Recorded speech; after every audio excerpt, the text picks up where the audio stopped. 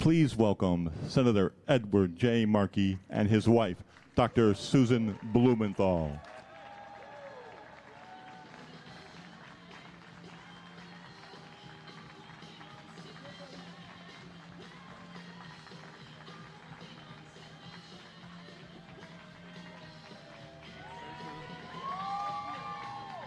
Thank you all. Thank you, guys. Thank you so much. Thank you. Thank you. Congratulations. Thank you, Susan. Thank you. Good job. So, thank you. Thank you. Thank you.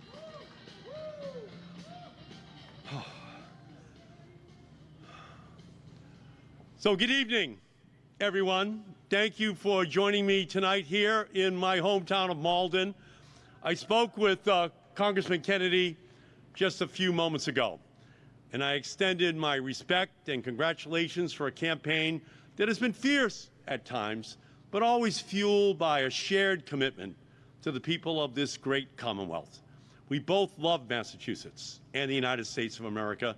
I look forward to talking with Congressman Kennedy and working with him to make the lasting, meaningful change that I know that we are both committed to. To my beautiful partner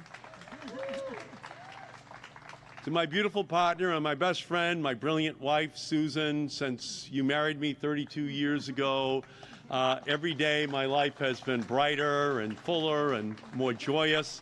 I'm honored to walk through this life together and to celebrate tonight with you. To my family, who have been with me since that day in 1976 that I first decided to run for Congress, I wouldn't be here without you. And to the greatest campaign team, staff, fellows, supporters, volunteers, the Markey-verse that any candidate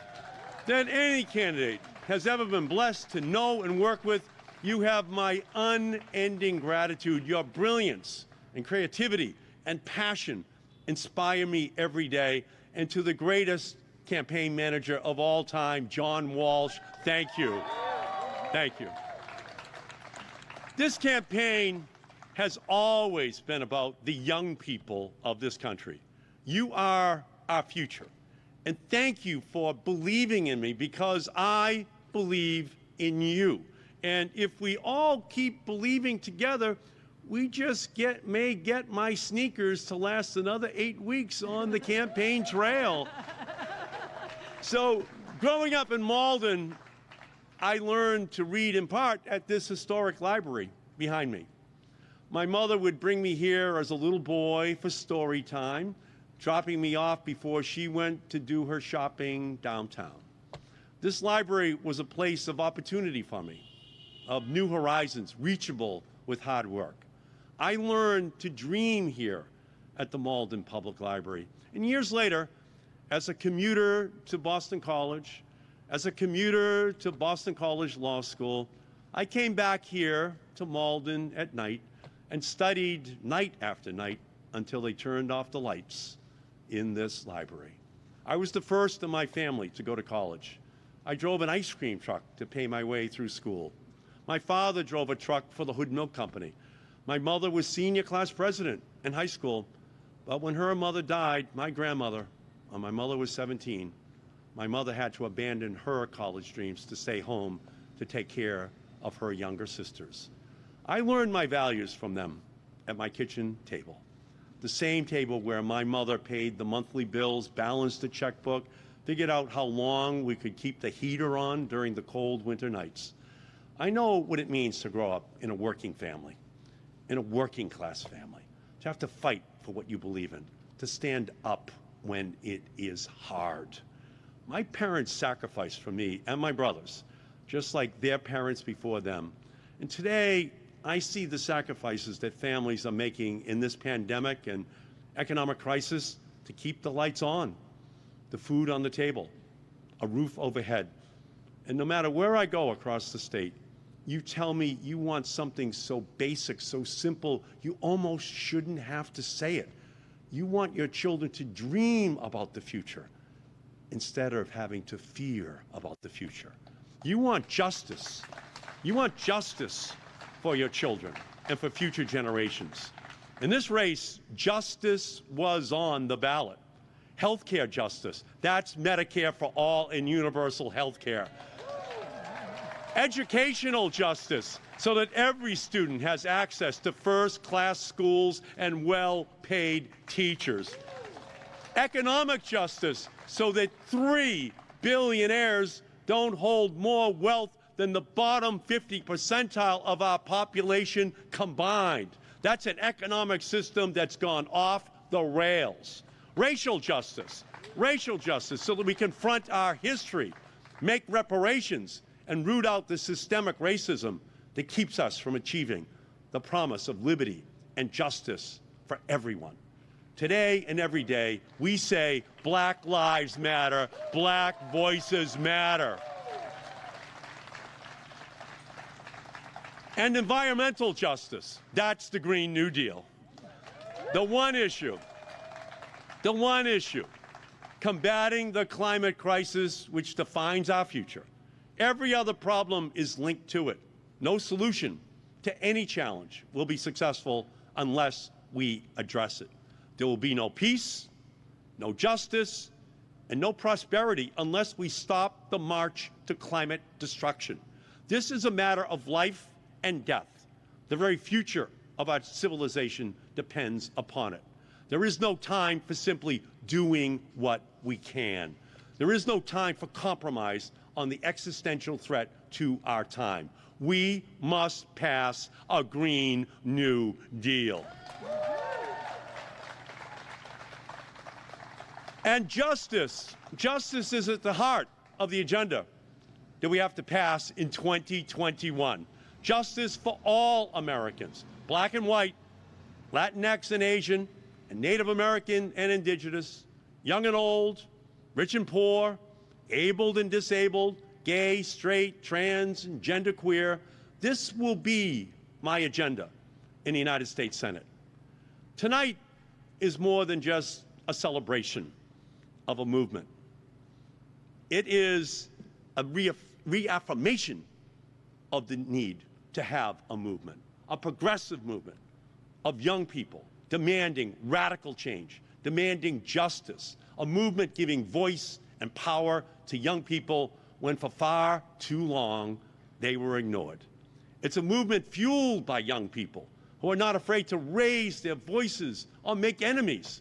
Tonight's victory is a tribute to those young people and to their vision. They will save us if we trust them.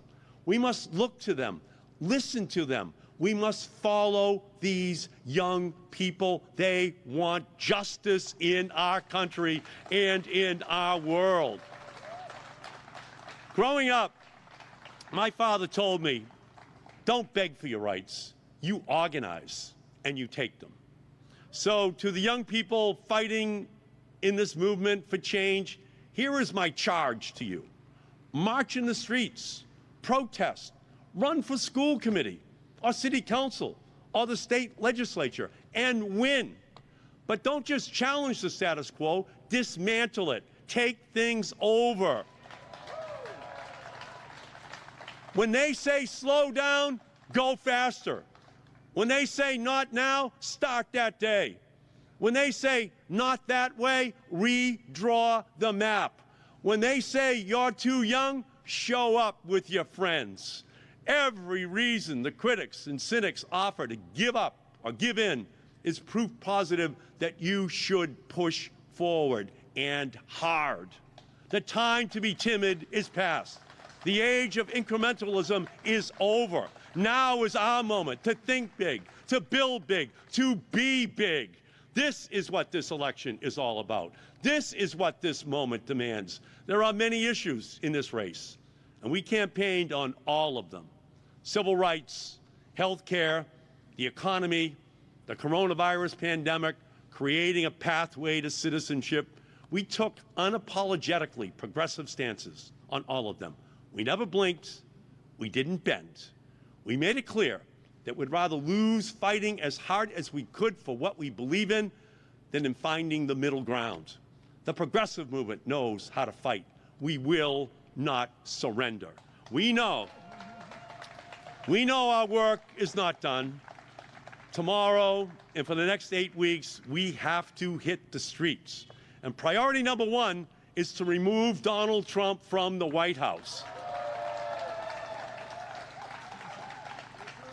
He is the most corrupt, most racist, most incompetent president in American history. We must banish his agenda of division and destruction to the history books. And we must elect Joe Biden as our next president and Kamala Harris as our next vice president. We must wrest the gavel of Senate leadership from Mitch McConnell and the Republicans by electing Democrats in battleground states so that we end the era of GOP obstruction. This election is an undeniable mandate for action, and it is our young people who will lead the way. Today is just the beginning for our movement. I am energized by everyone standing up to make your voices heard. I am proud of this campaign and what we stand for, and I'm hopeful about the future of our country. My faith is renewed each day by your determination, your commitment, and your refusal to give up on your dreams. Together, we will create a healthier, fairer, more prosperous, peaceful, and hope-filled future for everyone, especially the children in our country. Thank you, Massachusetts. God bless you, and God bless these United States of America. Thank you, Massachusetts. Here we go. Here you go. Hold that up there, Susan. Hold that up. Thank you. Thank you all. Thank you all. Rachel. Willie.